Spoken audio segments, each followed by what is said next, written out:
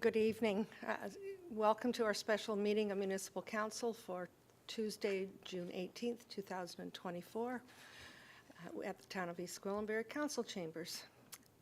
I'd like to welcome everybody this evening. I'll call this meeting to order. It is a special meeting of Council. For the record of this meeting, please note that Councillor LaHaye is absent with notice. Are there any declarations of interest? Seeing none, I will move on to item C, and that is our land acknowledgement. The Town of East Gwillimbury recognizes and acknowledges the lands originally used and occupied by the First Peoples of the Williams Treaty First Nations and other Indigenous peoples, and on behalf of Council, I thank them for sharing this land. We also acknowledge the Chippewas of Georgina Island First Nation and East Gwillimbury's closest First Nation community, and recognize the unique relationship the Chippewas have with the lands and the waters of this territory. They are the water protectors and environmental stewards of these lands, and we join them in these responsibilities. We are at item D tonight on our agenda, and we have no deputations tonight. Item E is a workshop, and the focus of our workshop this evening is fire and emergency services with a presentation, Fire Master Plan Review. Mr. CAO, would you like to provide an introduction? Thank you, Madam Mayor. We're really excited tonight to have a really important topic for discussion through this workshop. It's our emergency services area, and our interim chief that's been assisting us since the beginning of this calendar year, Chief Broussard, is going to lead the presentation and has a lot of material to share with you this evening. We're looking forward to sharing that and hopefully having some great dialogue as well. And we're at that point going to be willing to entertain questions and have whatever dialogue you wish after Chief Broussard's fairly robust presentation to you this evening.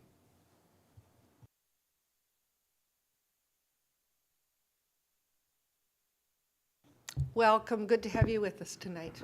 Thank you, Madam Mayor. Great to be here on this cool evening. It's nice and cool in here. I won't introduce myself. You all know me, but just very quickly, spent the last 5.5 months here in East Gwillimbury, and it's been a wonderful ride for me, I will say. I've come to know this community well and love the people in this community, so it's an honor for me to be here. I'm not sure how extensively you know my background, but almost 5 decades in the fire service here in Ontario. Just shy of 5 decades, most of it spent in Halton Region, Waterloo Region, Wellington County.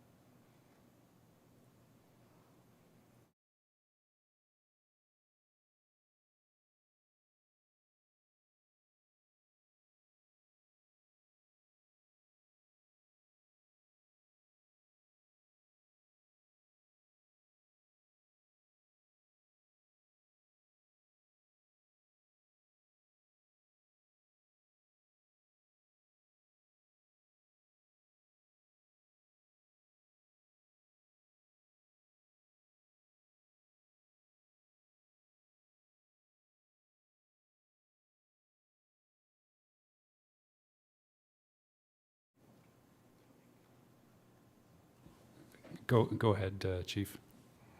Thank you.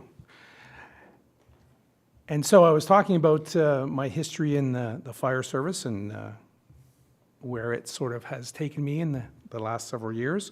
I wanted to mention, too, that I had 2 concurrent decades as a law enforcement officer in the GTA, and that might become important a little bit later.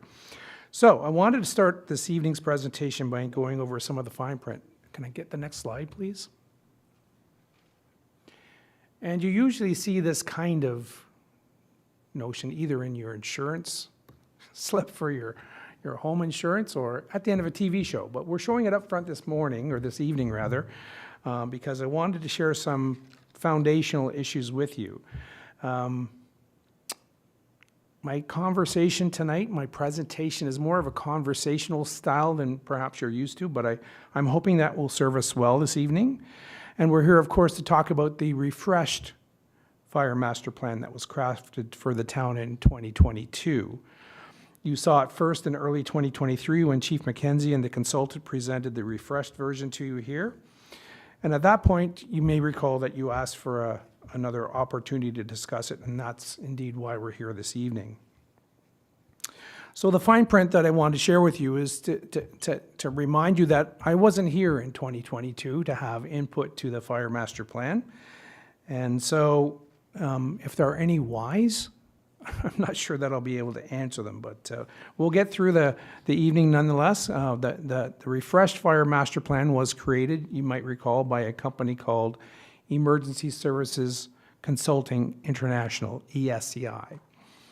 So the refreshed fire master plan is a document that I've come to understand was intended to be essentially a recycle and update of the fire master plan that preceded it, created some 5 years before that in 2017 rather, by a company called Emergency Management Training, EMT, out of Barrie, with the guidance of then Fire Chief Dawson. So again, I just want to emphasize that having no input into the creation of the document creates a bit of a challenge for us. Certainly I didn't have any input, neither did Chief Mainprize, but we're becoming intimate with it, as you might imagine.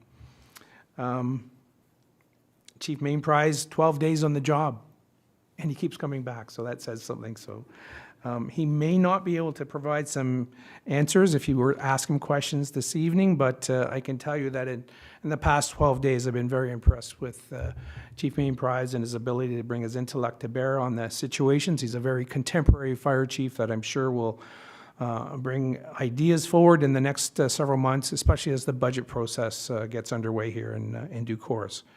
I want to limit my commentary to things that I know based on my experience here and what I've experienced in my time in the Ontario Fire Service, things that I know, rather than opinion. And so I share that with you because it's important for you to understand that I have no allegiances here. I have no hidden agendas other than to provide you with the very best information I can so that you can make informed decisions going forward. The 2017 Fire Master Plan that was done by EMT made a total of 16 recommendations. And at that same time, a private company called FUS Fire Underwriter Survey did a concurrent review of the fire services, and they made 17 separate additional recommendations. So 33 recommendations were put forward in 2017. And it's important to understand that that particular endeavor was done with several other fire departments concurrently at the same time. You might recall that Georgina, Central York, and several other fire departments, which are Stouffville, King Township, all joined together to do fire master plans at the same time. And while it was clear that consolidation wasn't on the table in terms of the departments coming together, the fire master plans were done independently, but to streamline and find similar efficiencies between the 4 neighbors.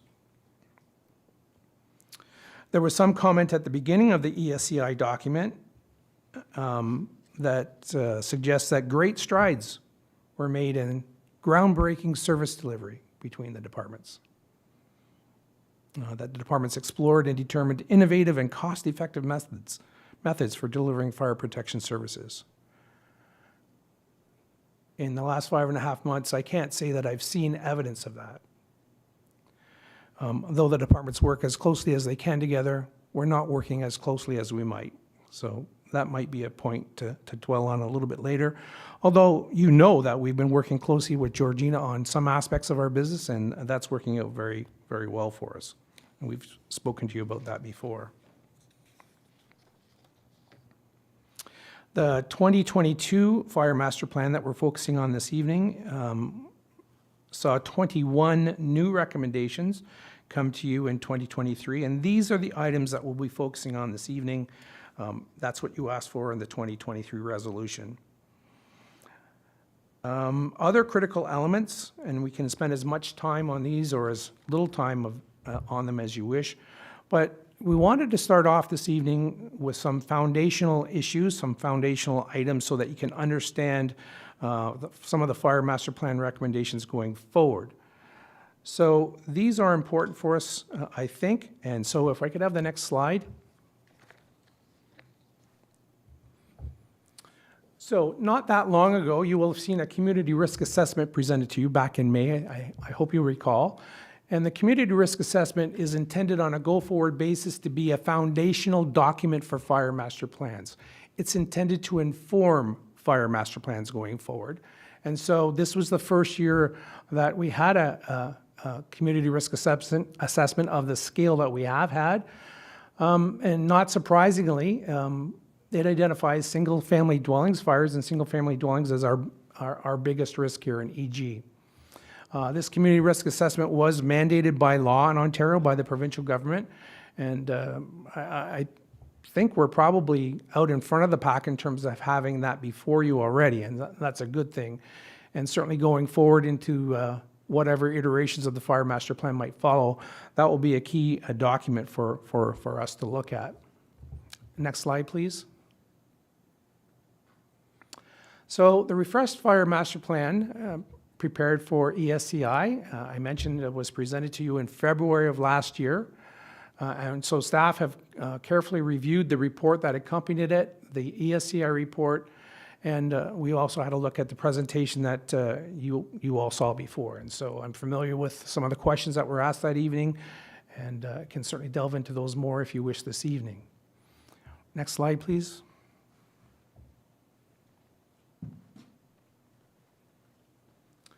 Our agenda this evening is to talk about what the plan says and what it does not say, plus discuss important issues that we've just sort of skirted around here, but I want to dwell on these before we get to the Fire Master Plan.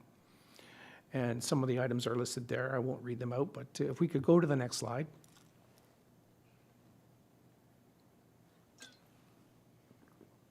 I think it's important for you to understand who has oversight of the fire service in Ontario, and oversight's not a good word. Who has input, who has the greatest influence on the fire services here in Ontario? Two agencies really stand out amongst all others as having the greatest impact on us. And of course, as you would imagine, the Office of the Fire Marshal. They guide us, they share information with us, they provide training in the province, they provide fire investigation services, but they don't tell us how to run the fire department. They leave that to us, and they leave it to you as council to set the level of services that are unique and most appropriate for the town of East Gwillimbury. The other provincial agency that has tremendous influence over the fire service is the Ministry of Labour, as you might imagine. We don't deal with the Ministry of Labour daily, but when we do, they have our full attention because of the scope of the authorities that they have. And I'll delve into those in a little bit more detail in just a minute or so. Next slide, please. So I did want to touch on legislation and what the law says here in Ontario about fire departments. And so the primary piece of legislation is the red book there, the Fire Protection and Prevention Act.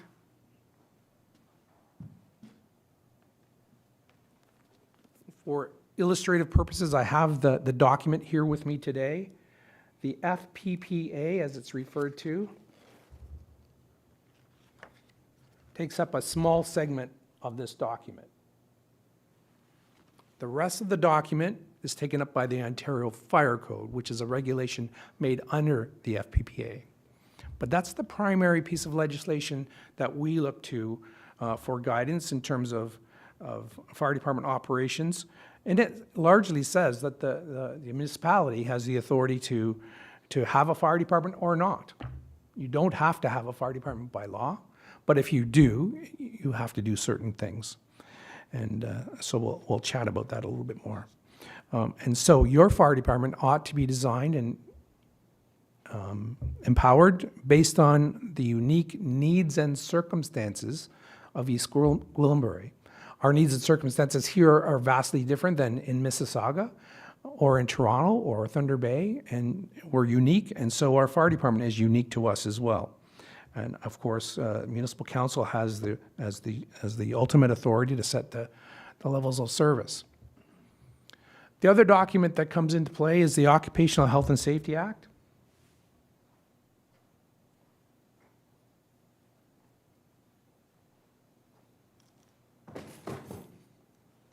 It, again, is a very robust document, very complex, very strict in terms of its interpretation. And we want to stay on the right side of the legislation in the sense of this. There is one key section that basically says that the municipality, as an employer of people, has to do everything reasonable in its power to protect those workers. And often when charges are laid in any industrial accident or any workplace setting, it's under this section 25(2)H. When you get to court in a situation like that, it's a no-win situation for the municipality. When the Ministry of Labour decides that you've erred and you didn't take every reasonable precaution, they can initiate charges, and they do routinely in the province of Ontario. They have dozens of inspectors who are out and about and investigate workplaces, and of course injuries, serious injuries and fatalities in the workplace. And this is their primary legislation, so we're very intimate with what this document says. There are some other pieces of legislation that impact on us. The Highway Traffic Act, of course, tells us how to drive our vehicles, how to maintain them, those kinds of issues. The Criminal Code also has vehicular operational rules that we have to follow, impaired driving and suspension of driver's licenses, those kinds of things. And then there are a whole series of human relations related documents, the Human Rights Code, the Employment Standards Act, of course, and we have to follow all of those. Those are the pieces of legislation that primarily govern us here in the fire service. Could I have the next slide, please?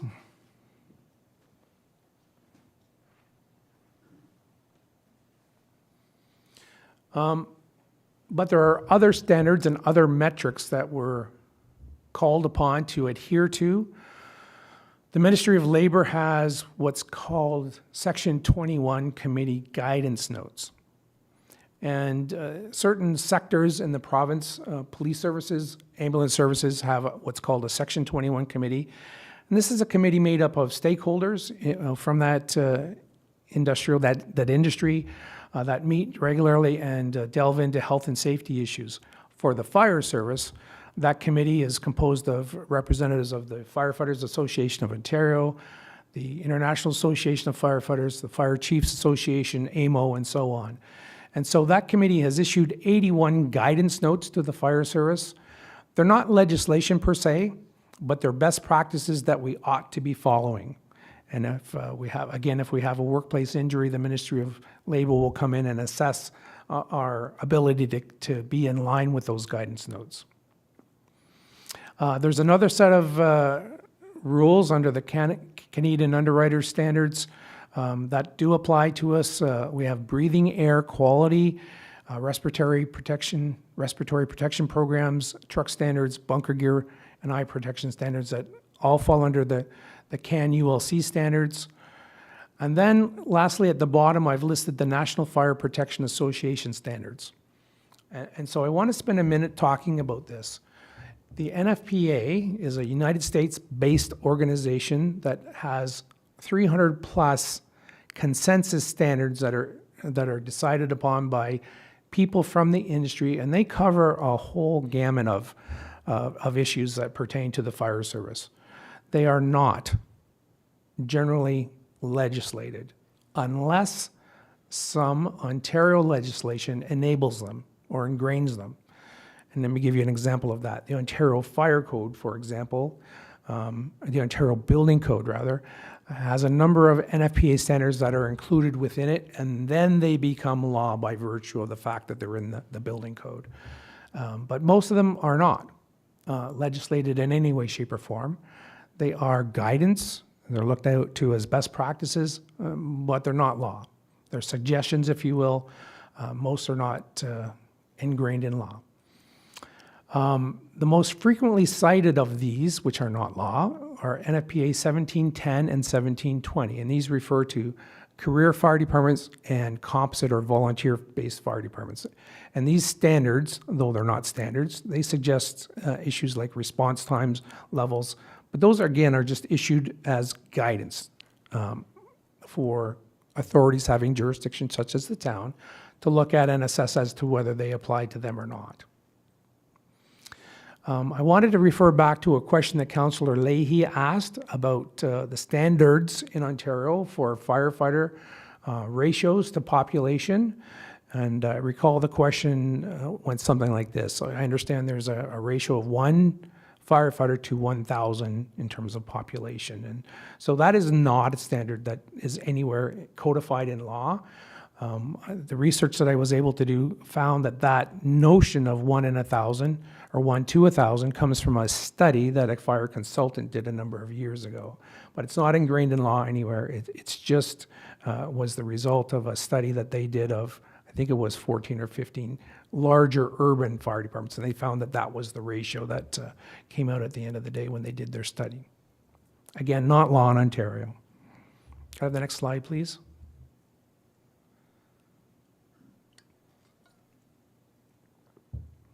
So this is something that you've heard about many, many times, and you're as intimate with this as I am, the 3 lines of defense. So this is a notion that's espoused by the Fire Marshal's Office, and indeed many fire departments adhere to in the province, and that is that fire protection services are delivered in 3 streams in Ontario: public education, code enforcement, and emergency response. They're all, and I think the thing I wanted to emphasize this evening is that they're all equally important. One does not stand above the others in terms of importance, and I used the picture of a 3-legged stool there to try and illustrate that. Any one of the legs isn't strong or as robust as the others, and things become unequal very quickly. And so the importance of each of the 3 lines of defense in terms of being robust is, I think, important for us all to understand. Have the next slide, please. Now we're starting to get into some facts, if you will, about fire growth. And the issue that's central to the next several slides is the issue of time, and why time is so important for consideration when one is designing fire services. And so you have a simple fire development curve shown there, where you have on the left-hand side of that curve the fire starting in its incipient stage when it's very small. And all fires start out small, except an explosion that leads to a fire that starts out usually with some drama. But generally speaking, fires start out small and they grow over a fairly fixed period of time, and they keep getting bigger and bigger and bigger. As long as there's a supply of fuel, and as long as there's a supply of air or oxygen. And you can see the fire continues to develop until it gets to the fully developed stage at the top of the curve there. And then as the fuel is consumed in a fire, the fire starts to diminish in size, and it starts to go into decay. Now this happens also when there's a limitation in terms of the oxygen that's available for the fire. So I think it's pretty straightforward, and I see some nods around the table, so you've seen this kind of information before. So I won't dwell on it, but I did want to show, can we have the next slide? We have a short 1-minute video that just highlights these. And we're going to look at several videos tonight. Most of them are fairly short and brief, but if you can bear with us.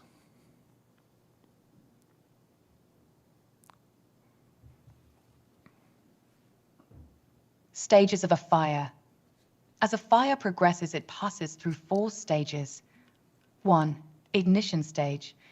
The initial stage of a fire is usually associated with a small fire and small amounts of smoke.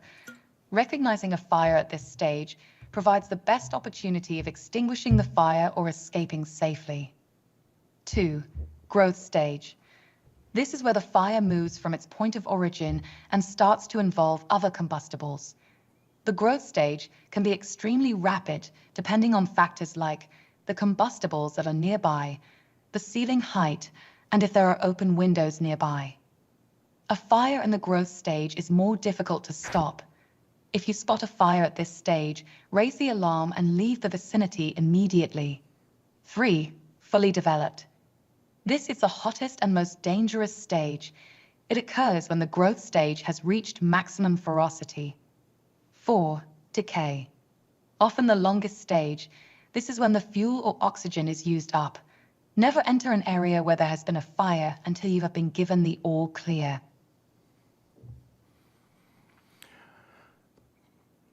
Thanks. I want to give time to answer questions as we go through this in case there are some things that are not clear to you. I think it's important that we understand these in segments. And so if you do have questions, please feel free to let me know, and we'll address them as best as we can as we go. And seeing no hands go up, I'll continue. So the next important thing that I wanted to share with you tonight is the notion of the emergency response time continuum. And so this happens with every emergency response, regardless of what kind it is. But again, for clarity here, we're showing the response time continuum as it relates to a fire incident. And so at the left-hand side of the illustration there, it marks the time when an incident occurs, and the start of a fire in this case, if you will. The first band is what's commonly referred to as the detection time. This can be instantaneous if the fire is witnessed. It can be 2 hours, it can be 3 hours, it can be 4 hours.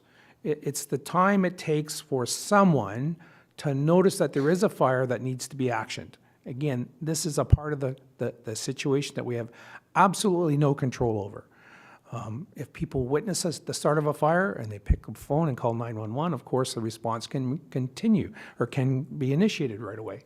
But if they don't notice the fire until 3 hours later and the fire's had a chance to develop fully and fire is then blowing out the windows of a building, it places the fire service obviously at a disadvantage because the intervention piece of the response time continuum is hampered. So the first section is that detection time, all important, between 0 minutes and 2 hours, 4 hours, whatever the case may be. When the incident notification occurs, this is when someone sees the incident, picks up the phone and calls 911. And so when someone in East Gwillimbury does that here, the first phone call, 911, gets answered by our public service answering point, which is York Regional Police. Someone says, I have a fire in East Gwillimbury. The call is transferred seamlessly and immediately to our fire service dispatch service, which is the Richmond Hill Fire Department. So that transfer is seamless in 99.9% of the cases. People don't even know that it's happened. But that call processing piece happens very quickly. And after that phone call and the information received, that generally takes about a minute, 30 seconds, 60 seconds, 90 seconds, depending on how complex it is. And depending on whether people are driving up and down the 404, for example, people who drive the 404 often don't know exactly where they are.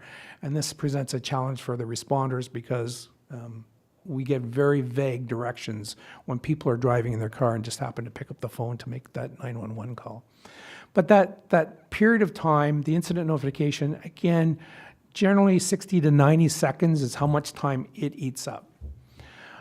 From that point on, our firefighters are notified of the emergency, and then comes the response time. And the travel time is fairly consistent based on the incident. Travel time to get 3 kilometers is the same whether the firefighters are at the station or whether they're paid-on-call firefighters who have to respond to the station. The paid-on-call firefighters will eat up some time, generally between, I would say, if they're at the station, it's really 0, but it can be as much as 10 minutes for them to assemble a fight team and get ready to respond on the trucks. The advantage that the career people have is that they're in the station and they're ready to go. They don't have that assembly time, as we call it. But the travel time is consistent for everyone. And then, of course, comes the incident response team arrival on the scene, and then them taking actions to control the fire or mitigate the incident. But there are several sections of that response time continuum that we have absolutely no control over. We'll circle back to the notion of the difference between the paid on call and the career firefighters, but it relates to time. And I think you're getting the impression that time is a critical element for us, especially when we're dealing with a fire. So could I have the next slide, please? Wanted to spend a few minutes talking about the phenomenon called flashover. Is this term familiar to you? Have you heard it before? You've seen it? Yes, so I won't dwell on it, other than to say that flashovers are happening with much greater ferocity and much quicker today than they did 10 years ago or 20 years ago, or in older homes that we refer to them as legacy homes, where 2x4s were actually 2x4 in size. But flashovers in today have been documented to happen in as little as 4 to 5 minutes from the onset of the fire. This is striking. This is alarming. And so under the right conditions, a flashover, which is an event that happens in a controlled or a closed building, it's not a survivable event. If you're inside the building when a flashover occurs, it's not survivable. It means death. The illustration of the picture on the left is a daytime fire within the last month that happened in Welland, and you can tell that that house is well into the flashover stages. The occupants of that house did not make it out because it happened so quickly. The illustration on the right tries to illustrate a combination of when that flashover occurs relative to the detection of the fire and fire department intervention. In some cases, this doesn't hold true all the time, but this is a rough illustration of how the timeline goes from a fire. And you can see on the left-hand side, we start at 0. The fire is detected, 911's called, and typically if that can happen within 3 minutes, the dispatch will happen within the next 90 seconds we talked about. Now we're all of a sudden up to 5 minutes already. When does flashover occur? In as little as 4 minutes. So even when our career firefighters are responding, under the worst case conditions, that flashover has already occurred in many cases. Not in all cases, but in many cases, with the type of building construction that we're seeing in our community, and we'll dwell on this a little bit later, those flashover times can be very, very quick. Not in every home. The legacy homes are constructed differently, but certainly in some of the newer construction, we're seeing very quick flashover times. Enough about that. I do want to illustrate that by showing a video, though. It's a short video, but it does illustrate how quickly this can happen, and I think we, again, need to have a thorough understanding of this. So if we could go on to the next slide and video, I think.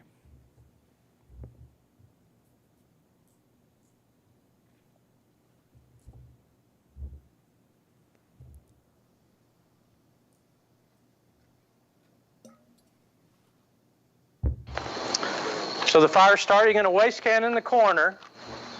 So got a small flame just starting to flicker in there at this time. That's just paper products in a garbage can, as if a cigarette had been dropped in a garbage can, okay? 16 seconds in. You in. hear the smoke alarm initiating now, within seconds. Without that smoke alarm is what's buying you time to get out of that structure.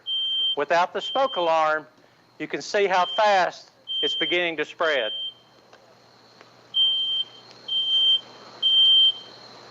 And this fire is just involving the contents of the room, not the structure itself.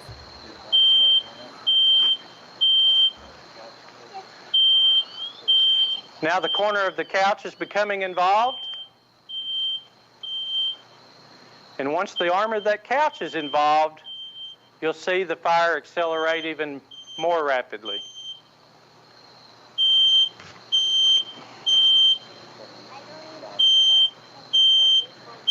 You can now start to see some black smoke coming off of the flames. In just a second, that black smoke will be filling the ceiling, and you'll start seeing that black smoke begin to exit out of the structure. You can see the smoke coming out of the front of the structure now.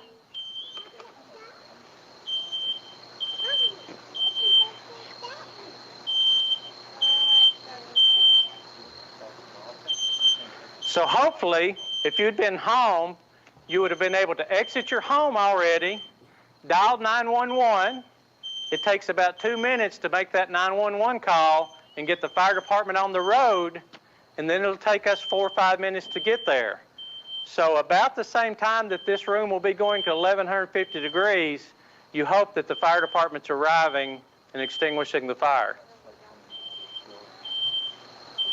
So this fire becomes sort of like a runaway freight train. You can see it's slowly At this getting point, bigger you'll and see bigger that and the bigger, but fire it'll will accelerate quickly accelerate exponentially here.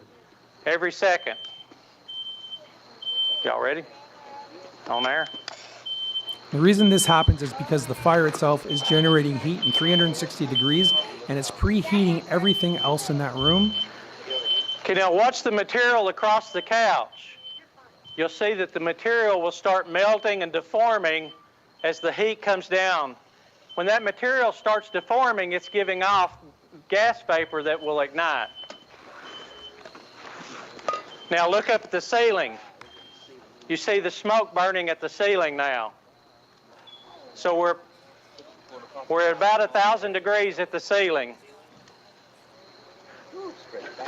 And at this point,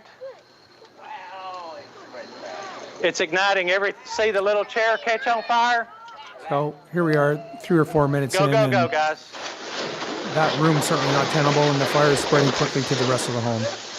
Notice the carpet's on fire. 3 minutes and 10 seconds. There was nothing burning on the carpet. The carpet was heated up, began giving vapors off that will ignite, and when it went to 1150 degrees, it all ignited.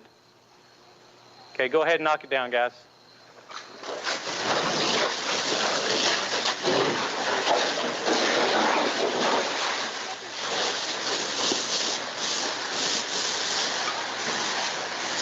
So we hope that seeing is believing. Okay? We hope that seeing is believing.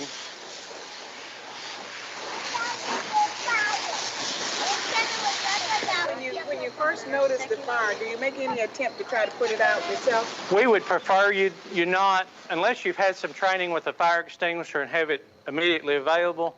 We've had 2 fires in Oak Ridge where they attempted to fight the fire themselves before they dialed 911.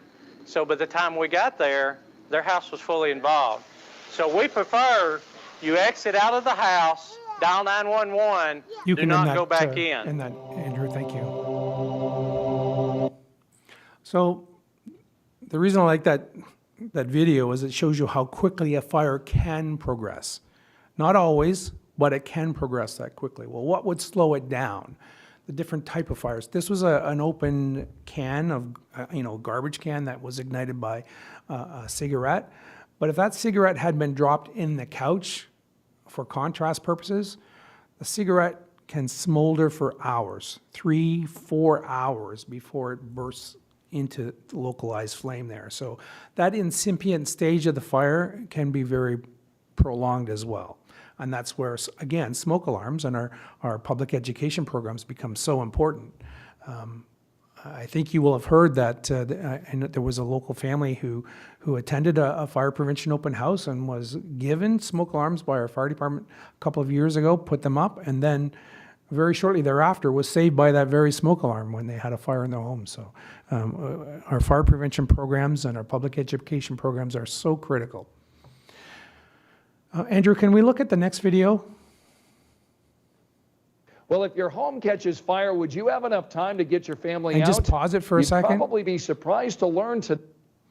And so this video focuses on the type of construction that's in the homes that are being built in East Gwillimbury and in Toronto and in Mississauga and every other community in Canada. And so we're not unusual here in terms of how we're building our buildings. The construction industry has found newer, lighter weight, less expensive ways to build homes. And the consequence of that is they can be more susceptible to fires. They're not necessarily more dangerous in any way, shape, or form to the occupants. They're more dangerous to firefighters because of the type of building materials that are used. And you may have seen an illustration there behind the reporter of an I-beam that's constructed of chipboard that's been glued together. And structurally, these things are fantastic. They carry a lot of weight, but when they're exposed to fire, they fail fairly quickly. And so that's what this video is about. So let's have a look at it, Andrew. Thank you. Tonight that the bones of your house are made of an engineered material that, if caught on fire, could collapse all around you in just minutes. Eyewitness News reporter Rich Van Wyk shows you it leaves you with only critical minutes to escape. Across central Indiana, new homes are rising out of farm fields. Many of them are just like yours, constructed with lightweight lumber. It's factory made, engineered to support floors, ceilings, and roofs. It's super sturdy until there's a fire. Lightweight lumber made from plywood, wood chips, and glue, as firefighters discovered, burns dangerously quickly. It quadruples our risk. Wayne Township Fire Captain Mike Pruitt sees the risk to firefighters and the people whose lives they're trying to save. What's your average response time? Usually to scene can be anywhere from 5 to 8 minutes. But what does that do? If these are ready to fail in 6 to 8 minutes and it takes you 5 minutes to get to the fire, what kind of rescue can you do? Well, a very careful one. Wayne Township firefighters helped us set up this demonstration so you can see just what could happen to the floors of your home if there's a fire. It's not scientific, but it is a fair comparison of how grown in the forest wood compares to factory-made lumber. First used in the 70s, engineered lumber became commonplace about 15 years ago. It's taken years and lives for firefighters to realize the potential dangers. We started our first study looking at this in 2007. So a number of firefighters had to die before we got to that point. Underwriters Laboratories found this engineered lumber burns 3 times faster than traditional wooden supports. It fails in as few as 6 minutes. 10 minutes into our fire, both beams are in flames. The manufactured lumber... See where it's burning through now? It's actually starting to lose its integrity. The solid lumber on the other side, and that thing is still standing strong. UL estimates 2/3 of all new homes are being built with engineered lumber. This is a contractor's dream. It is eco-friendly, less expensive, a lot lighter than traditional lumber, and just as strong. Except in a fire. 11 minutes in, and that beam is burned through. Another minute later. There's a very good chance we're going to fall through the floor. Past the smoke and flames, you can see right through the engineered lumber to the charred wood beam behind it. For the solid piece of lumber, I'd walk on that all day compared to what we're dealing with over here. Would you walk on that at all? No, I would not. A good, if not life-saving decision. 19 minutes after the fire started, the traditional lumber easily supports the weight of a firefighter. The manufactured lumber falls through. Departments are changing their firefighting and life-saving tactics. The potential of floors and ceilings collapsing sooner gives them much less time to rescue trapped or unconscious victims. Last year, Indianapolis firefighters had only minutes to safely search this burning home. Fortunately, the Wadley family escaped before they arrived. If it wasn't for the smoke alarms, we wouldn't be here today. A few states, but not Indiana, now require special signs on commercial buildings warning firefighters of the lightweight building materials. Others demand homes built with engineered lumber have it covered and protected by drywall or sprinkler systems installed. Absolutely life-saving. But also expensive. Many municipalities will not require it, and therefore it doesn't happen. And lives are at risk? Lives are certainly at risk. Because safeguards are so costly, Oh my God. some believe they will come only at the cost of more lives. What is your home made of? To find out, look at the basement, the crawl space, or the attic. If you see this, it is manufactured lumber. What should you do about it? First of all, be aware of it. You can consider covering it up with drywall, but most important, the thing to do is to have working smoke detectors to get you and your family up and out of that house quickly before there's any danger of a collapse. Rich Van Wyk, Channel 13, Eyewitness News. Okay, we shared that with you not to frighten you or alarm you unnecessarily. I have this engineered lumber in my home. It's just a fact of life in today's world that most homes are being built with it. But again, I think the reporter summed it up by saying it's important that people be aware of how homes, not only homes, but commercial structures are made the same way in many cases, schools and other buildings. It's something to be aware of, and again, accentuates the need for fire prevention messaging and public education, smoke alarms, and all of the three lines of defense working together. Andrew, could you just tee up the next video, please?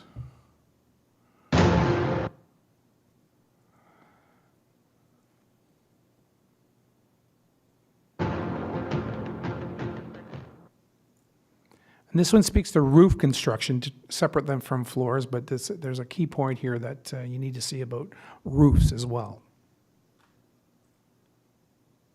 Lightweight roofs are engineered to span long distances and support heavy loads using a minimal amount of material. This is achieved in a number of ways, but you'll commonly see things like finger-jointed lumber in the top and bottom chords, achieving spans that can exceed 40 feet, web members secured by gusset plates, pins, or more recently, just finger-jointed themselves. It's also common to see trusses seated in hangers rather than a load-bearing wall, pilaster, or girder, which is one of the ways conventional roof construction derives its strength. So, because lumber can degrade up to 1/8 of an inch a minute when exposed to flames, any one of these features can fail quickly and without warning over a large area when exposed to fire. You're also likely to see plywood or OSB sheathing as opposed to the 1x4 or 1x6 sheathing that you're more likely to encounter on a conventional roof. Sheets of OSB and plywood degrade rapidly when exposed to fire because they're composed of thin strands or layers of wood pressed together with resins. So when you add in the rapid lateral fire spread that's supported by the open space between the top and bottom chords of a lightweight truss, you can have large areas compromised without any obvious visual indicators. It's essential to make use of diagnostics such as indicator and inspection cuts in order to monitor fire conditions and determine the type of roof you're working on. All right, that was just a short one. Short one. That's actually a fire department training video out of, as you can see, Los Angeles. Again, not to frighten anyone, but just to make you aware of some of the hazards that your firefighters are facing today, and certainly they are aware of it too. We spend a lot of time training our people about lightweight construction, what it means to them, how it behaves under fire, so that they can predict and prevent themselves from getting into a spot that they shouldn't be. So, are there any questions about this kind of issue before we travel on? We're good. And I'm delighted to see the nods around the table here, so it tells me that you're engaged and you've learned about this stuff in the past, which is wonderful. So when you think about fire services, obviously the fires come into mind, but we do much more than fires, as you know. 40% of our work is medical responses. We respond to about 20% of our call volume is motor vehicle accidents on the highway, rescuing people who are trapped in cars. And we do a lot of different things. And we do a lot of things frequently, and we do other things not so frequently. And that presents a danger to our firefighters as well. And I wanted to share this notion of the high-risk, low-frequency event. You've seen this before? Have you talked about this? Maybe not. This next video is a little bit longer. The fella on the left there, a little bit of a quirky guy. He's a lawyer. I don't know if that means anything. But he explains the hazard to firefighters from high-risk, low-frequency events. And so the most blatant example of a low-frequency event I can share with you is a confined space rescue.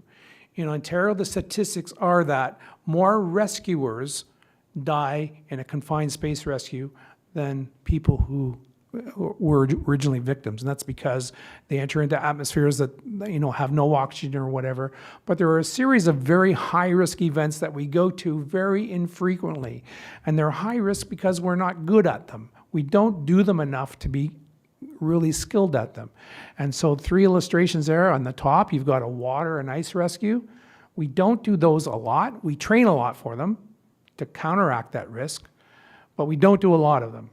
I mean, this past winter, we had I don't think, we didn't have any water ice rescue. We trained because there's lots of water around us, and it certainly can happen any day.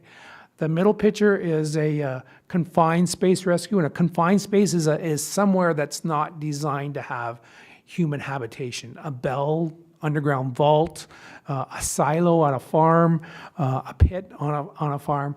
These confined spaces are very much a high-risk event, and our career firefighters are particularly well-trained for these events. In fact, they train every Tuesday. We call it Technical Tuesday, and every Tuesday they have their hands on this equipment because it is such a high-risk event. The bottom picture illustrates a trench rescue. You recall several years ago, I think it was in Vaughan, where a fellow died in a trench working on his house and dug a trench beside the house, and the trench collapsed on him, and he unfortunately passed away. So trench rescue has got a lot of focus from the fire services lately, but a very expensive rescue to do. We do not have trench rescue capabilities. If we had a trench rescue tomorrow, we'd be calling on our friends who do have that capability, and Vaughan is the closest one for us here.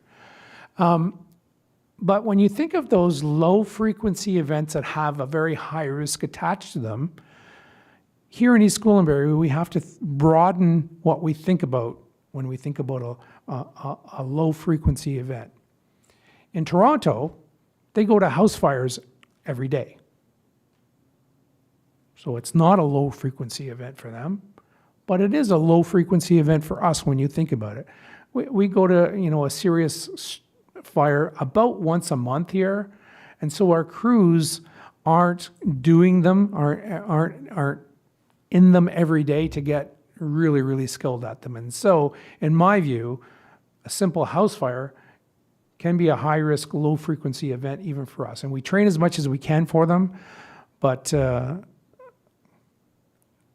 Terry, what's this guy's name? Gordon Graham is the quirky guy here. Gordon is a fantastic guy. He's a lawyer by trade. He can explain the situation with these far better than I, and it's actually a little bit entertaining to watch this fellow. So this one's a little bit longer. It's about 15 minutes, so if you can bear with Gordon for 15 minutes, he'll take you through and get you a better understanding of this the circumstances. So Warren, if we could, Andrew, if we could, sorry. Warren's over here.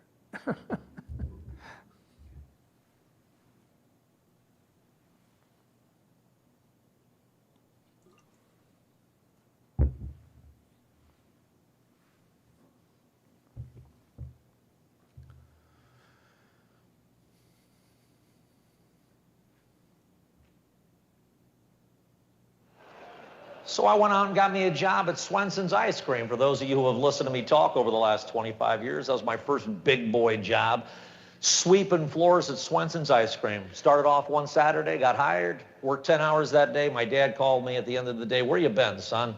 "Dad, I got me a job. I'm sweeping floors at Swenson's Ice Cream." "Come on downstairs, son. Let me show you the best way to sweep a floor." Everything's a system. There's a lot of ways to do it. There's always a better way. There's always a best way. 2 weeks into it, Swenson said, "You're a very diligent young man. I want to make you a scooper today." Oh, scooper. "Let me show you how to scoop ice cream." Truth be known, I'd already been practicing. Yep. And eating the evidence, But he had a system for scooping ice cream. When the customer places an order to withdraw the scooper from the scooper well, the water in the well must be running all the time. Gordy, understood? Yes, sir. Tap it off on a clean cloth replaced every 15 minutes. Approach the product the customer desires. Never press down on ice cream. You're pressing out quality. Scoop around, deliver the product, make the change, wash your hands, and then approach the next customer. That was Swenson's system on scooping ice cream.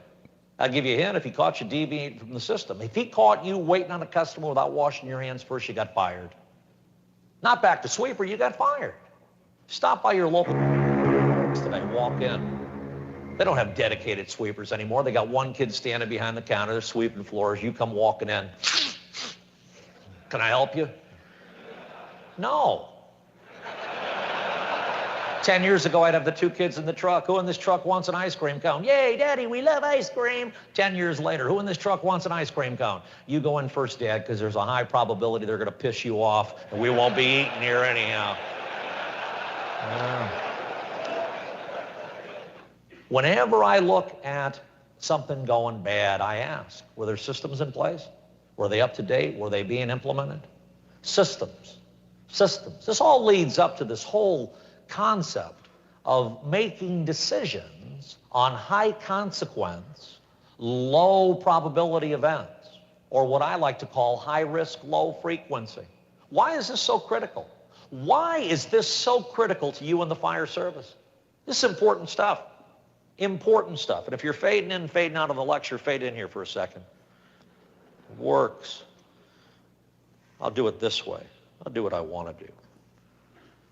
Here's your fire department. Not to scale. Fire department's got all sorts of different divisions and bureaus and units, and every division, bureau, and unit's a series of separate and distinct. Oh, what the hell? Oh, okay, screw with the cop, huh? Don't think I ain't got reciprocity with Arizona DPS. You get out of here. Beep, beep, beep, beep, beep, beep. Whoa, there we go. There's your job description. There's the fire department. There's the unit you're in. There's your job description. And every job description is a series of separate and distinct incidents. Things we do. Things we do. And boy, I'm telling you, your job is complex. This ain't making ice cream where there's 10 things to do, or selling commercial real estate where there's 100 things to do, or working at Nordstrom where there's 1,000 things to do. Your job is complex. Hundreds of thousands of different things that we have to be able to do, that you have to be able to do, all with one singular goal. Whatever you're doing, get it done right. Doing things right. If you're driving a truck, do it right. If you're backing a truck up, do it right. If you're fighting a fire, do it right. If you're giving EMS services, do it right. If you're doing a performance evaluation, do it right, do it right, do it right. When we do things right, ladies and gentlemen, and we throw in a little bit of common sense, we got personnel safety, we throw in a little bit of incident documentation, we got the elimination of liability, we throw in a little bit of dignity and respect, we got customer service. Doing things right's the key. And the good news for you is most of what you do ends up going right. Did you ever think about that? Most of what you do, in spite of the extremely complex nature of your job, you end up doing right. My hat's off to you, ladies and gentlemen. In spite of the complex nature of the job, most of what you do right. There's a reason why.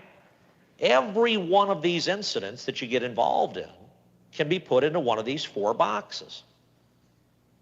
You know, this is important stuff. This is the classic risk frequency analysis. Risk and frequency.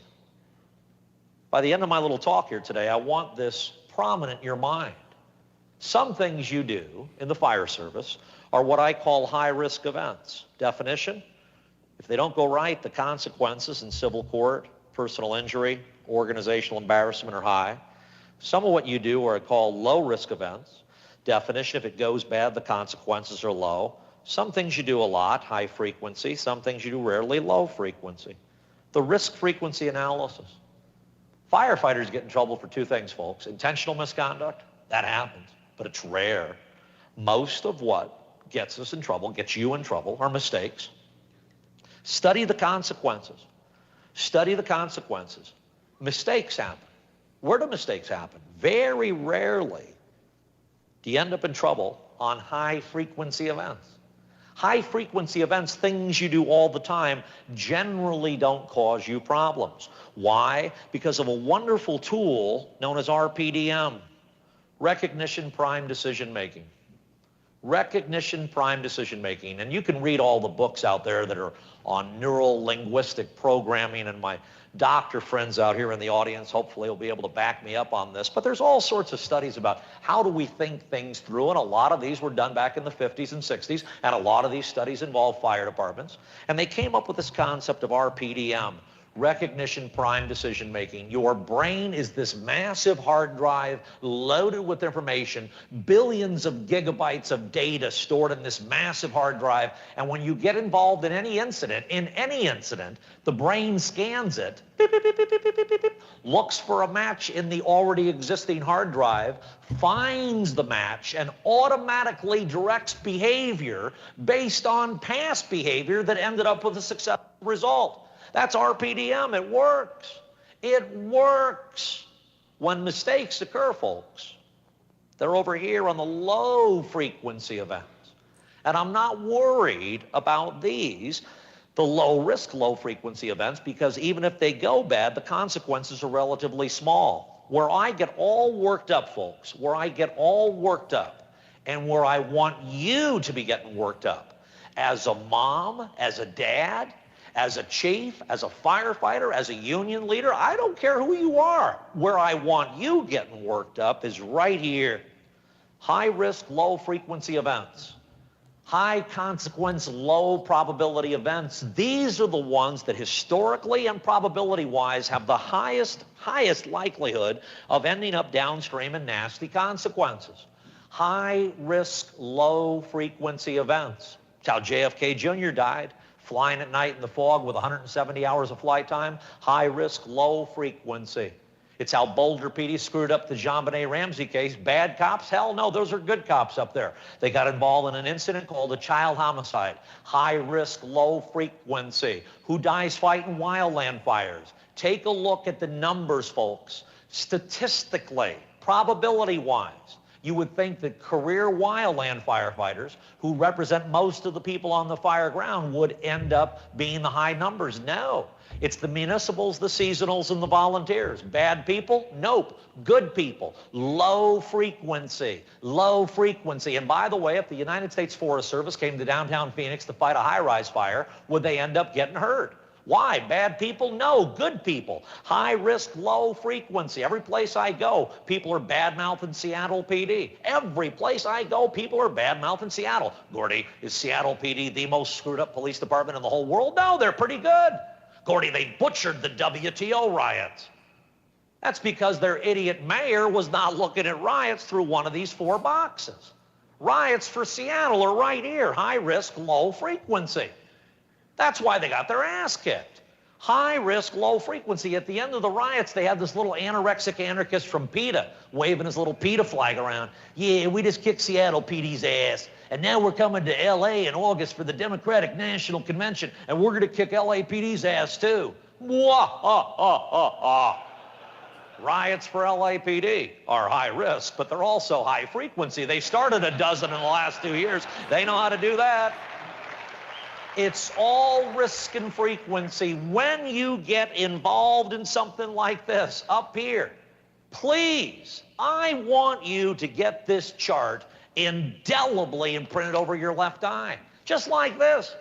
And when you're playing on the high frequency side, no worries. When you're on the low risk side, no worries. High frequency, no worries. Low risk, no worries. When your eye gets stuck up here, beep, beep, beep, beep, beep, high risk, low frequency, I want the bells of St. Mary going off in your head. This is the incident that's got the highest probability of causing you grief. Why? Because your hard drive is empty, ladies and gentlemen. It's high risk, low frequency. I practice what I preach. I got off an airplane in December back in Denver. Where's my flight to Grand Junction? Sorry, Mr. Graham, all flights to Grand Junction have been canceled. Severe weather in the area. Severe weather, 0 visibility, icing conditions. We see you're a frequent flyer with United. Here's a Hertz rental car voucher. You can drive there.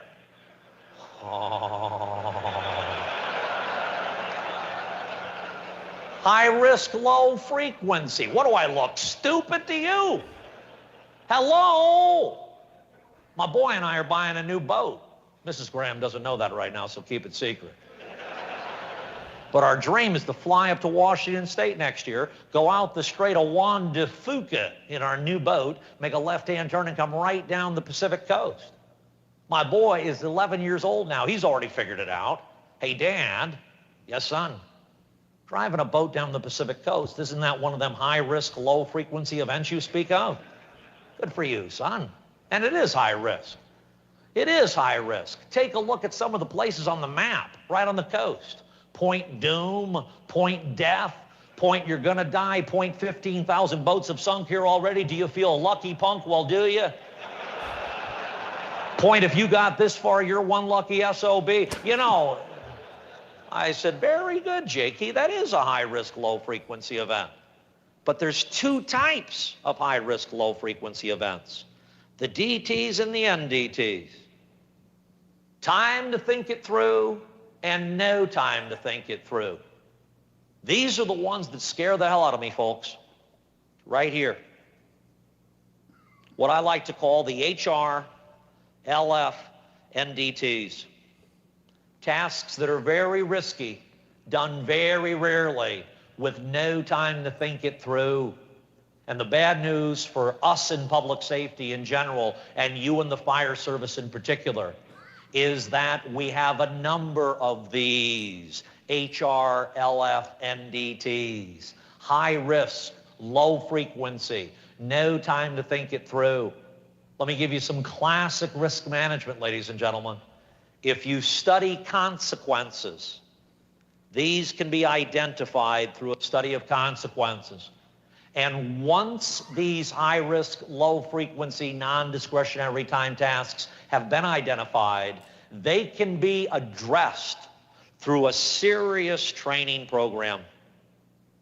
A serious training program that focuses every day on HRLF NDTs, where every day is a training day. What will we do if this happens? What will we do if this happens? High risk, low frequency, non-discretionary time tasks. These scare the hell out of me, folks.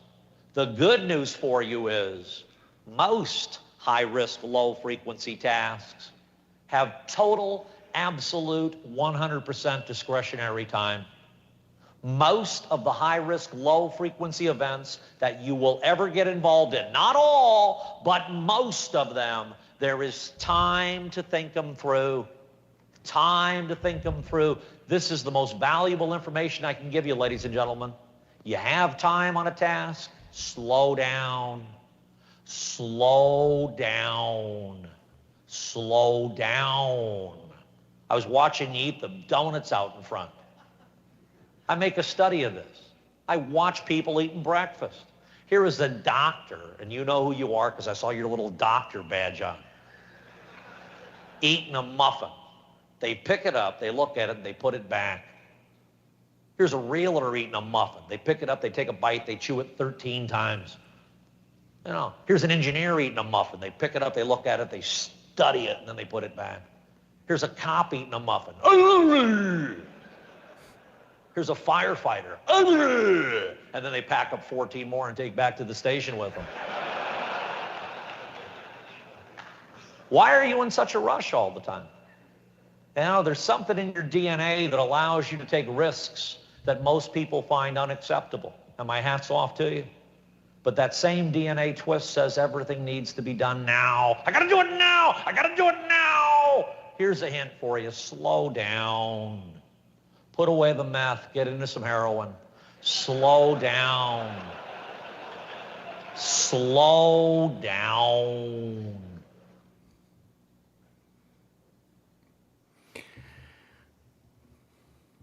He gets his point across.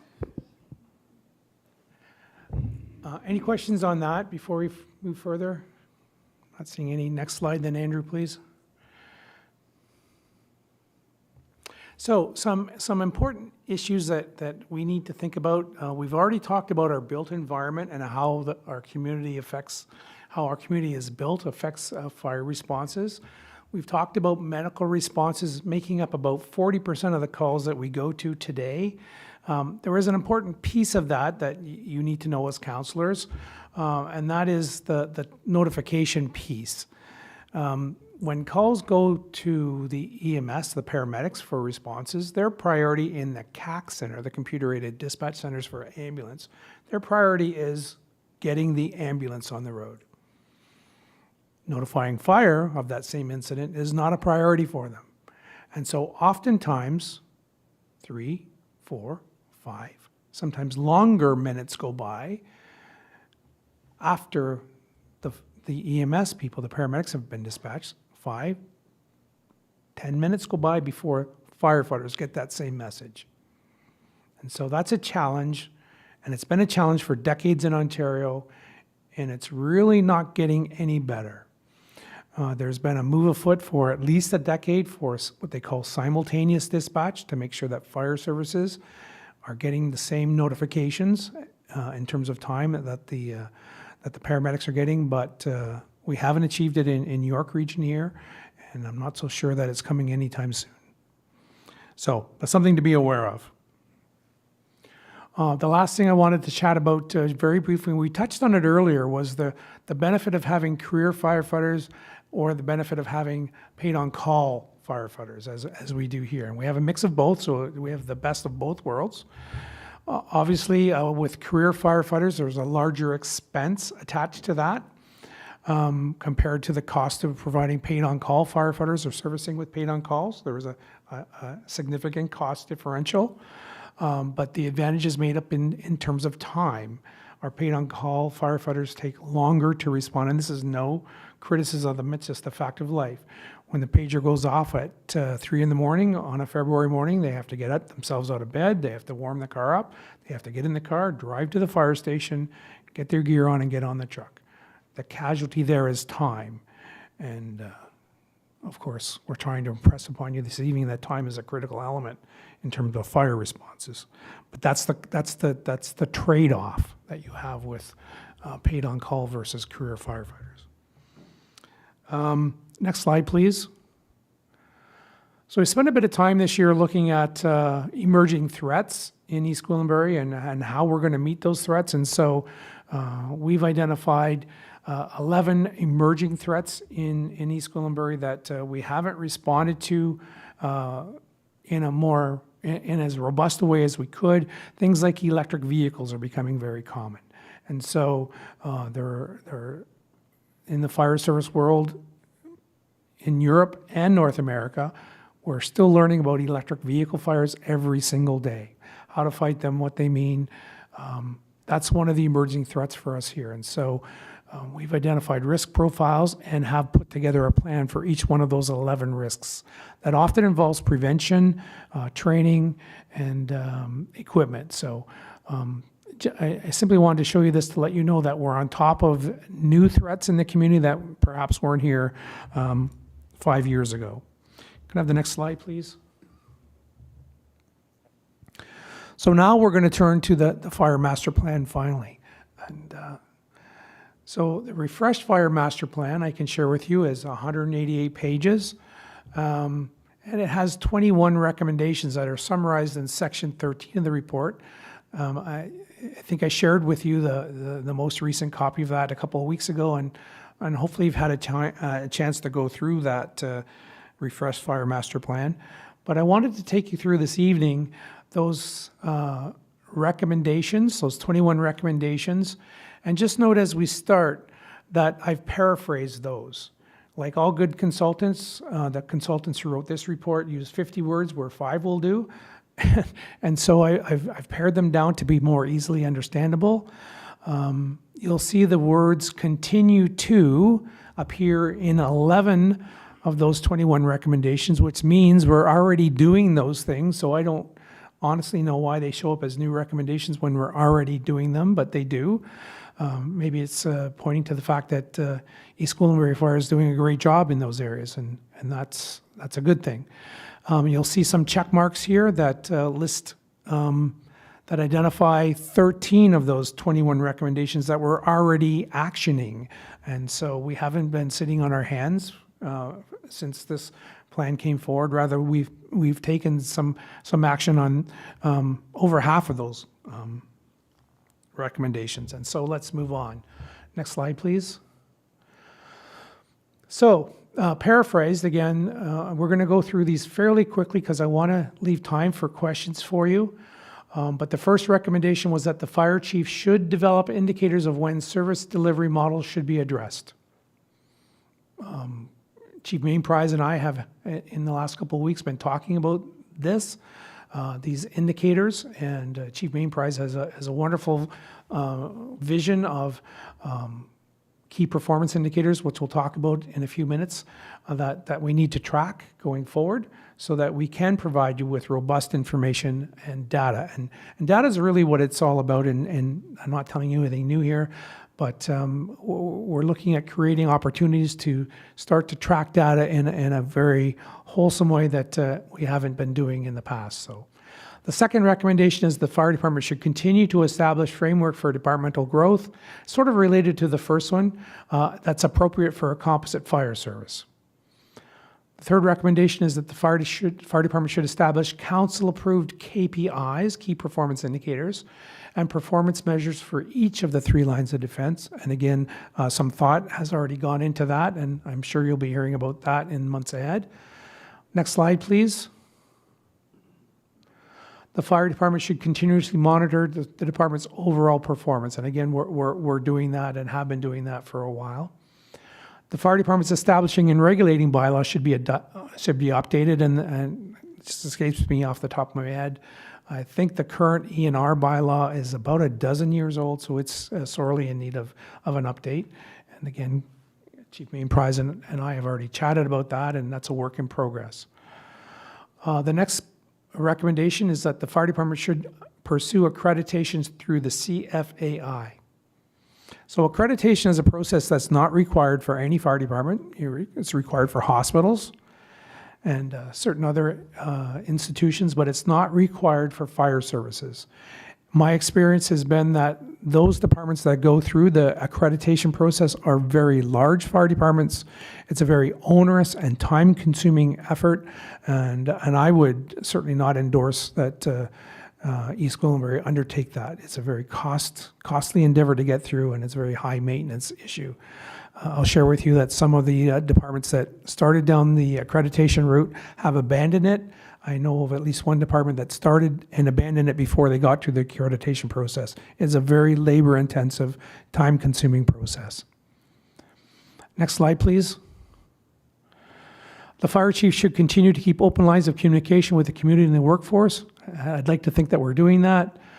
Number 8, the department should complete the CRA, Community Risk Assessment, as required by legislation. Again, we've done that, as we've spoken about earlier.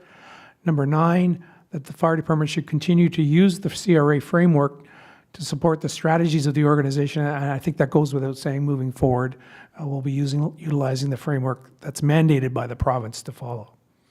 Next slide, please. Number 10, that the department continue to equip and upgrade applicable apparatus with the adequate technology and data access to engage in pre-planning and operational needs. The master fire plan refers specifically to vehicle-mounted computers in terms of this and this recommendation. While we have some limited computer access to our frontline vehicles out of each station, not all of our vehicles are yet equipped with those computers. Number 11 is the fire department should continue to promote residential sprinkler systems, and indeed we do. We make frequent use of social media and other methods to promote residential sprinklers, but by and large, these have not gained significant traction in Ontario for a variety of reasons. We can chat about that if you like. But residential sprinklers are undoubtedly the best way to save lives in the province. The department should continue to monitor staffing levels and take modern approach to training, partly mandated by the provincial government in terms of firefighter certification. So that again is in process. The certification process has timelines attached to it for 2026 and 2028, depending on the regulation. And again, I think we're well on our way to meeting that recommendation. Next slide, please. The department should continue to support and develop staff and ensure that all maintain relevant certification.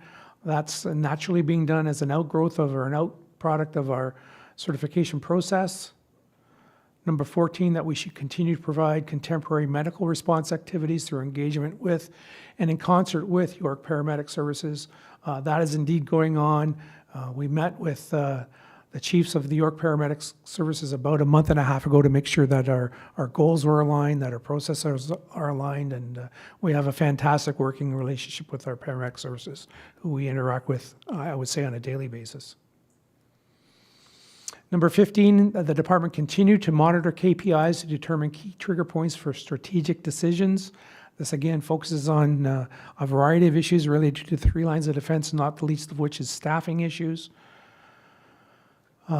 Next slide, please. That the department do a department-wide space needs analysis to identify requirements as the organization expands. And I think that's a natural thing. As we continue to grow, we need to figure out how much space we need for the growth. And that's, I think it's ongoing to a degree, but we haven't documented it to the extent that we'd like to at this point. Number 17, the department continues with the implementation of previous report recommendations regarding fleet maintenance. And indeed, earlier this year, we brought the report back to you about Georgina doing our fleet maintenance for us as a preliminary hint to what's coming. It's proving out to be a fantastic venture for us, very, very effective. They're meeting our needs in every way, and I think doing it at much better cost for us. So that's proving to be a very worthwhile endeavor. Number 18, the department should continue to work collaboratively with the York Regional Emergency Management staff to address specific contingency plans. And we meet regularly with York Emergency Management staff on a frequent basis to plan and address our work plan for this year. So that's happening.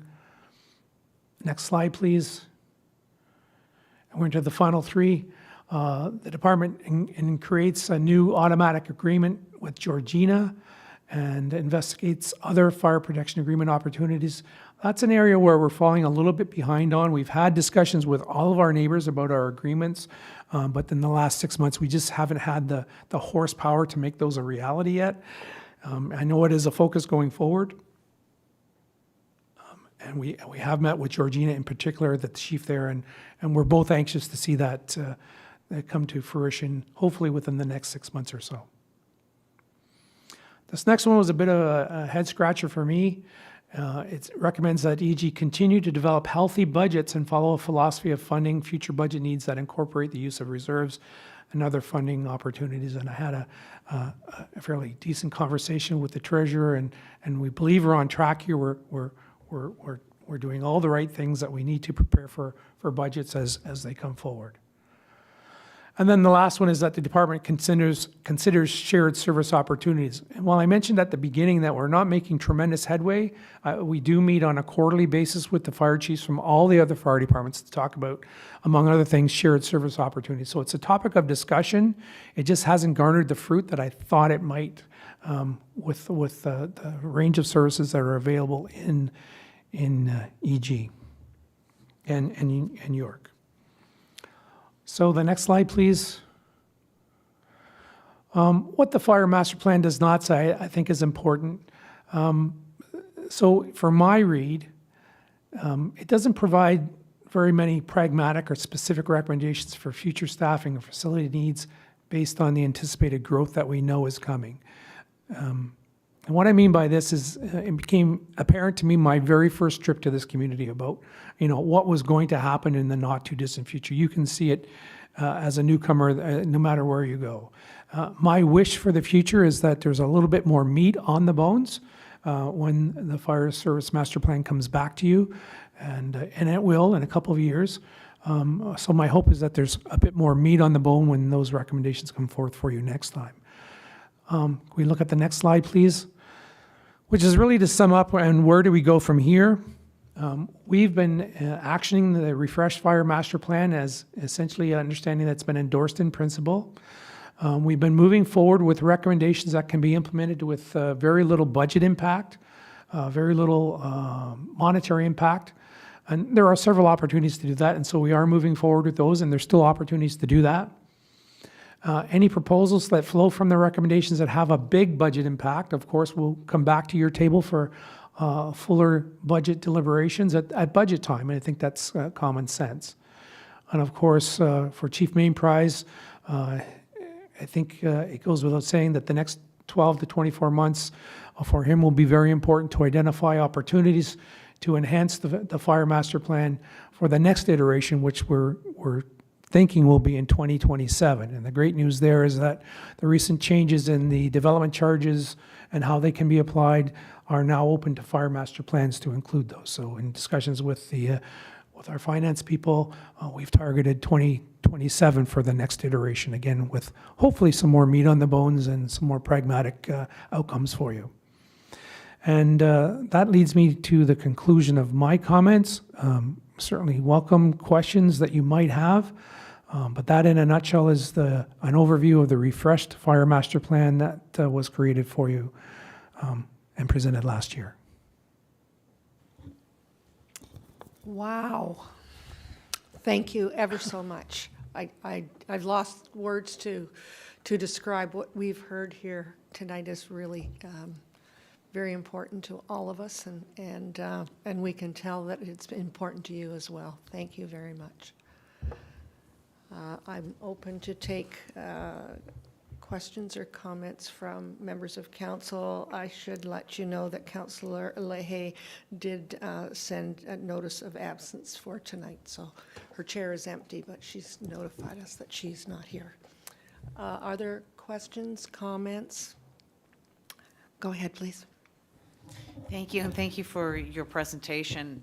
The list of recommendations from the consultant makes me want to be a consultant, and I'm surprised they didn't recommend that you continue to fight fires. There's a lot of continue. I would love to delve down into the things that are not continue and are not the things that you're already doing. So I would love for that to be a little bit more of a focus tonight, because there's been a lot of background on fire in general, which is all very interesting, but the meat and potatoes of this consultant's report is what are they asking us to change? So one of the things that jumped out at me was number 5, that the fire department bylaw be updated. Can you put some meat on the bones? Update how? Update for what? What are we looking at there? Sure, there's some structural elements in the bylaw that are not contemporary, and things like appointing deputy fire chiefs under a bylaw. Those things are of a bygone era. They don't need to be there. So you'll see some aspects of the ENR bylaw that are trimmed down. Some aspects will change. One of the changes that's being talked about at this point, very early in discussions with Chief Mainprize, is the structure of the department in terms of reporting structures and those kinds of things. They need to be updated as well. The notion of agreements contained in the ENR bylaw needs to be updated. The notion of the ability of the fire chief to negotiate and sign off on some of those agreements needs to be included, in my respectful view. There are a number of elements. The bylaw currently, if I'm going from my memory, about 20 pages that lists structure of the fire department, powers of the fire chief, those kinds of issues that just need a robust upgrading. So more of a housekeeping than actual It's change largely in anything. housekeeping, yes. Okay. So of the 21 recommendations, which one or ones would be a change that would be noticeable to residents? To residents, I think the fire service agreements might be one of them, and I'll just use the Georgina example. Right now, apart from mutual aid, we don't cross borders. The agreement that we're looking to initiate with Georgina will see a response by both departments to both sides of Ravenshoe Road, meaning the closest department will get there first and initiate potentially life-saving actions. And so that could save minutes for one municipality or the other. And I don't have any time studies, but notionally that'll put the closest fire department responding to Ravenshoe Road, and that's fairly important. Thank you. Is there anything else that will be a change? Within the ENR bylaw? Oh boy, I haven't looked at it. Of the recommendations. Oh, I'm sorry. Of the recommendations, of the 21 recommendations, which ones will be things that residents will actually see? Because there's a lot of continue in there. Yeah. So I'm trying to get to the meat of this and what of these 21s is actually significant. So I think the key performance indicators that have them spelled out once and for all will be important. It will address depth of response, time of response, those kinds of issues. So I think residents will see some tangibles come from that at the appropriate time. I think, again, Chief Mainprize needs a little bit of time in the chair to clearly articulate what those are going to be and what he sees as the vision, and bring them back to you for your consideration. Thank you very much. Councillor Roy de Clemente, go ahead, please. Thank you, Madam Mayor. There was a lot of material here, and I really appreciate you kind of running us through some of the. I've heard quite a bit of it in the past, and I guess because I used to be chair of the area, I've got a little bit more of in-depth understanding. I'm not as concerned about the establishing and regulating bylaw, because ultimately it just says the town of EG is going to have a fire department, and this is how it's going to be set up. That I don't think we would be seeing, I don't think our residents would really care one way or the other. It's something that we, from a policy perspective, need to update. and refresh, absolutely. But I think for us, it's more about some of the discussion that we had with the collaborations, the opportunities to work together. There was discussions about truck maintenance and creating opportunities for us to share resources from education and inspection, where you've got some specialized knowledge and a limited amount of staff to be able to take on those roles. Is there not, and a similarity as far as community makeup and land use? Why wouldn't we also, explore some of those opportunities? I think that creates, more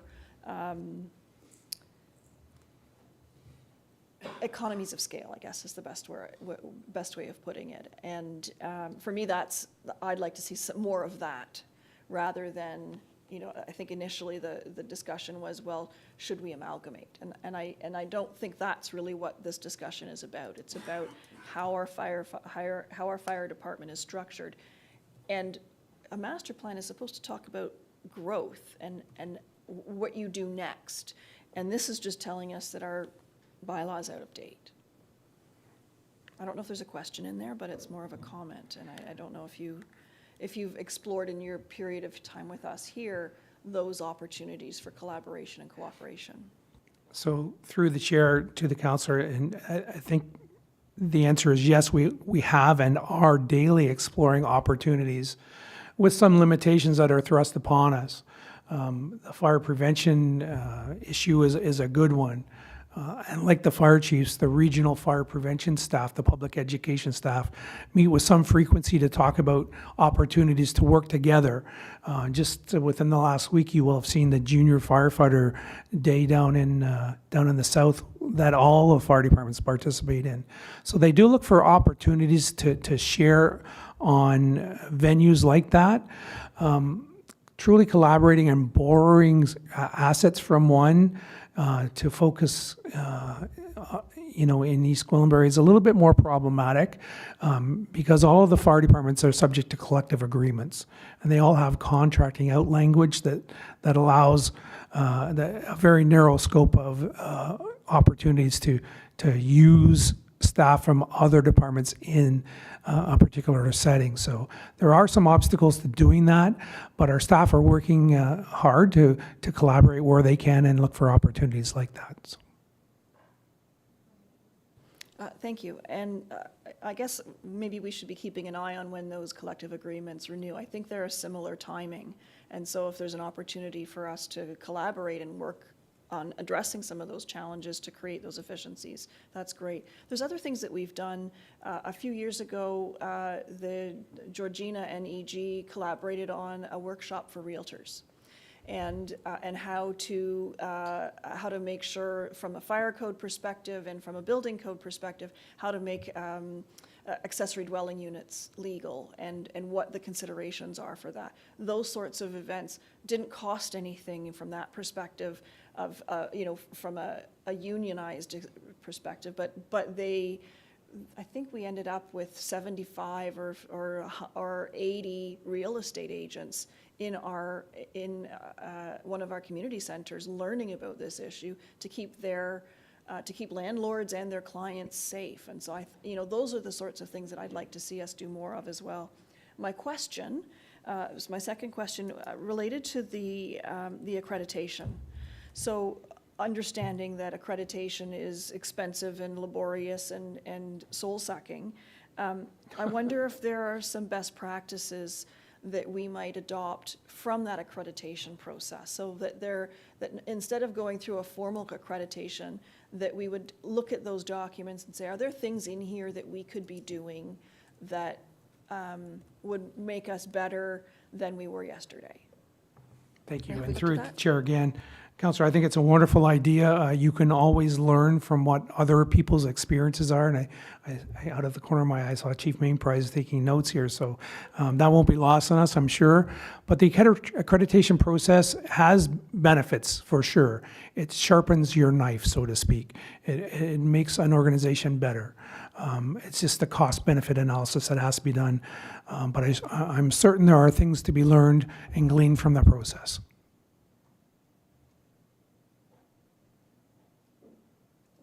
Other questions, comments? Go ahead, please.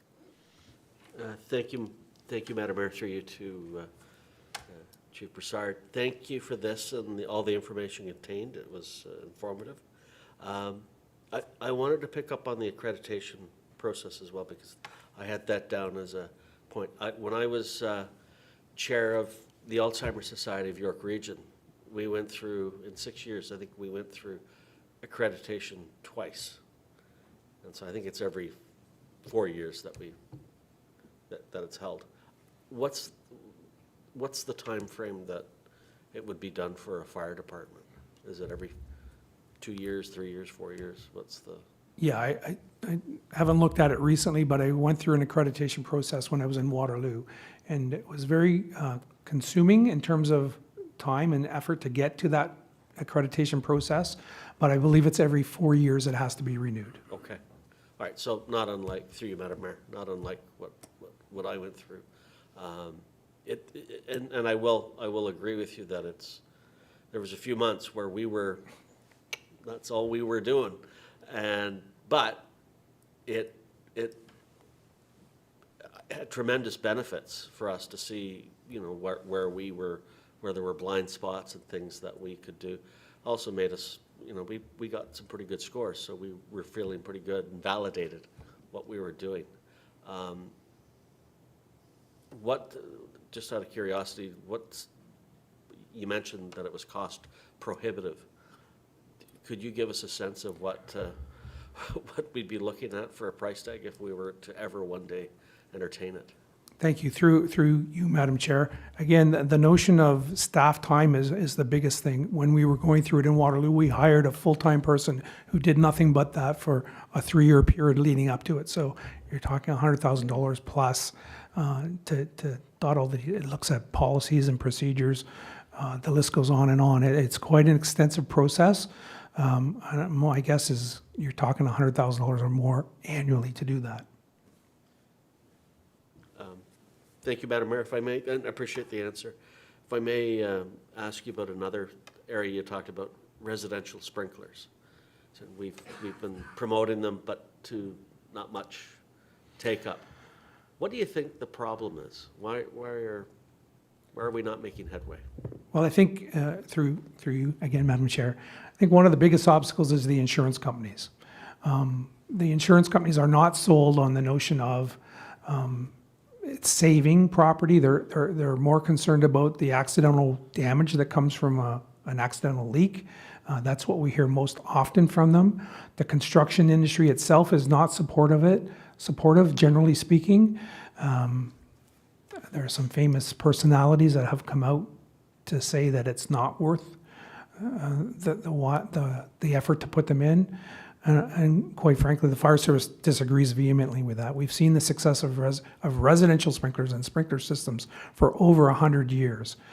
This statistic used to be valid. I don't know if it any longer is. I suspect it is, but there's never been a multiple death in a building that's had a properly designed, installed, and maintained sprinkler system in North America.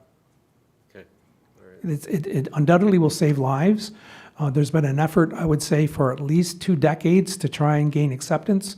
But there's just been, there hasn't been an overwhelming uptake by the consumer. And I kind of liken it to the number of seatbelts or airbags that are in your car today. If I were to ask you how many airbags are required by law in your car that you're driving today, you might be surprised to hear that the answer is none. Airbags are not required by any law in Ontario or in Canada. They're there because consumers drove the desire to have those in their vehicles. Consumers have not driven the request for residential sprinklers on a large enough basis to see them being installed by, you name the developer. The demand is just not there. Okay. All right. Definitely food for thought. I know insurance companies like data, so if we could beat them up with data, maybe they would come around. But through you, Madam Chair, I have one last question. You know, we're witnessing the changing of the guard here with you and Chief Mainprice. I was wondering, are there any top 3 prior recommendations out of this that you would advise Chief Mainprice to focus on first? We've had discussions. I haven't recommended any top 3, but the key performance indicators, staffing has to be looked at with the growth that's approaching. I think that's, it doesn't surprise anybody to learn that we have to look at our staffing model. I'll share with you that we're the envy of some neighboring departments to have such a good paid on call process. My advice to you would be that if you want to prolong that, if you want to extend the life of our paid on calls, you have to support them.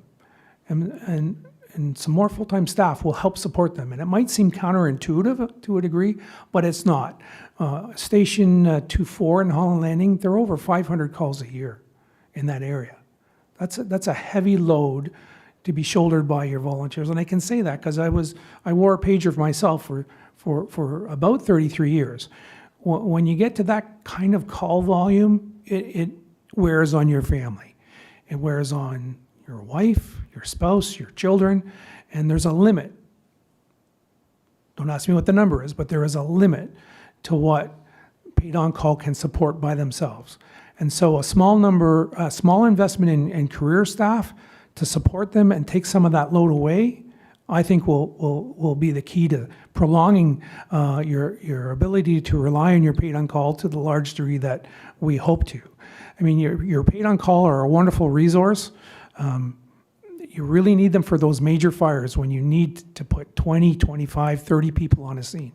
And so if you can extend their life by lightening their load at the front end with some of the nuisance calls, by attaching those to some more full-time staff, you'll go a long way in preserving the paid on call system for a long, long time here. If that doesn't happen, it's happening throughout Ontario and other parts of Canada, throughout the US. Volunteerism is on the decline. It has been for 20 years. And so we've got to find ways to support the paid on call element. And so I'll leave it there. Thank you. Great observation. Appreciate it. Thank you, Madam Mayor. Other questions, comments? Councillor Foster, go ahead, please. I'll just very quickly add, Madam Mayor, and thank you, to kind of go along with Councillor Crone's thought process about residential sprinklers. I floated that idea in this town in 2014 during a promotional process that was going on at that time. I got shot down. I thought that East Gwillimbury should have been taking the leading edge with our developers and just simply saying from here on in, every new home in East Gwillimbury is going to have residential sprinklers. The easiest way to describe it, and I thought of it a couple of times, and I kind of thought Chief Broussard might have come out with it, but one of the things that makes the most sense to me when you talk about residential sprinklers is a simple quote that they use in some of the messaging. It's like having a firefighter in your home. And to me, that makes a lot of sense. That goes along with the new building construction and the less time you have before flashover and all the rest of the new construction and that type of thing that goes along with it. So I think a lot of it too is messaging, and I don't know the home sprinkler, I can't think of the name of the organization that does it now. But I think some very, very simple messaging might help that. I mean, when you talk to most people, they think that if one sprinkler head goes off, the whole house goes off. So everybody's looking at all that damage that Chief Broussard spoke about, and the insurance companies are kind of not on board. So there's a lot of better messaging that can go along with that. Thank you. Other comments, questions? I'm not seeing any at this time. Thank you for the opportunity this evening, Madam Mayor. It's been great. And again, I drew a lot of encouragement from seeing the nods around the table. Council obviously is very attuned to this issue, and wish you luck in your future deliberations. Thank you. Thank you very much. You've sparked a lot of interest in some areas that has been very light in my mind, that much more information tonight. And thank you very much. With that, I would ask if I could have a mover and seconder. Be it resolved that the Fire and Emergency Services presentation dated May 18th, 2024, entitled Fire Master Plan Review, be received. Could I ask Councillor Foster, Councillor Crothers? All those in favor? Opposed? That's carried. The second one is a confirming bylaw. Be it resolved that bylaw 2024-048, being a bylaw to confirm the proceedings of the special meeting of Municipal Council held on June 18th, 2024, be taken as read and acted and signed by the Mayor and Municipal Clerk. Councillor Johns, Councillor Roy de Clemente, could I have your motion on that? All those in favor? And that's carried. And I'm at an adjournment. And before we are at the adjournment, I personally want to thank our guest this evening. You gave a terrific overview of where East Gwillimbury is, and congratulations. I know you've been out around and knowing what our community, not only what it is today, but it's going to be tomorrow and in the future. This is just the beginning of a huge growth for us, and fire is the most important at this point. So thank you very much. And with that, Councillor Crone, Councillor Foster, be it resolved that the bylaw 2024-048, being a bylaw to confirm the proceedings of the special meeting, and with that, an adjournment. All those in favor? And that's carried. Thank you very much. A lot of food for thought tonight. Thank you very much.